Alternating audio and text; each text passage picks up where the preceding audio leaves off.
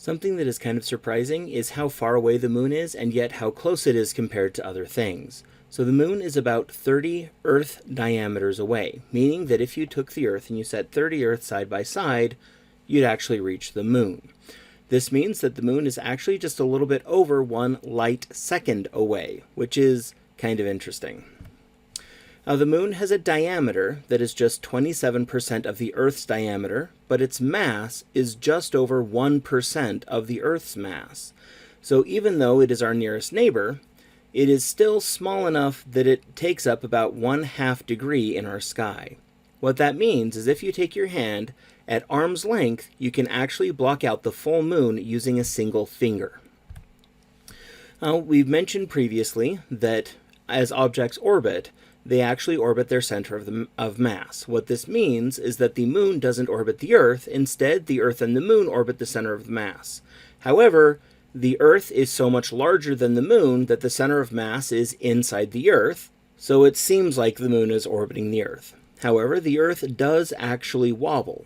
So what happens is the Earth and the moon are orbiting around that center of mass as the center of mass follows the perfect ellipse around the sun.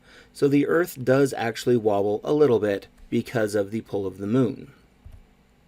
Here is our first lecture quiz question.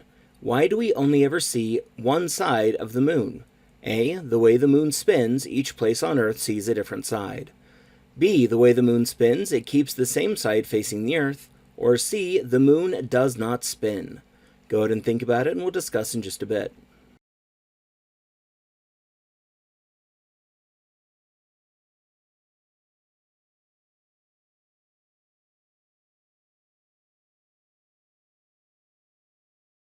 Alright, so why do we only ever see one side of the moon? It is B, the way the moon spins, it keeps the same side facing the Earth. This is synchronous rotation. The moon is very easy to see with the unaided eye. I hope you've seen the moon or had some experience with the moon. We've mentioned previously how the moon has its phases, having to do with the angle between the sun, earth, and moon, and how much of the lit side we're actually able to see. We also mentioned that the moon has synchronous rotation, meaning that it rotates and it orbits in the same amount of time, so it always keeps one side facing towards the Earth.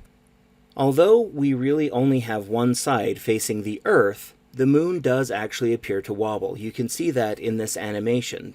This animation was actually done by NASA, showing a full cycle of the phases of the moon.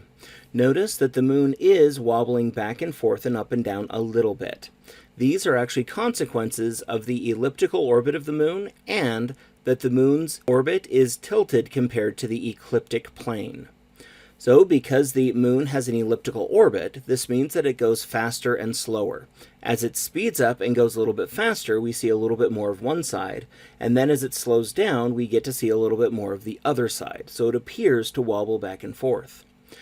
Then this nodding up and down is because sometimes it's above the ecliptic plane and sometimes it's below the ecliptic plane, so we see a little bit more north and a little bit more south. This nodding motion is known as libration.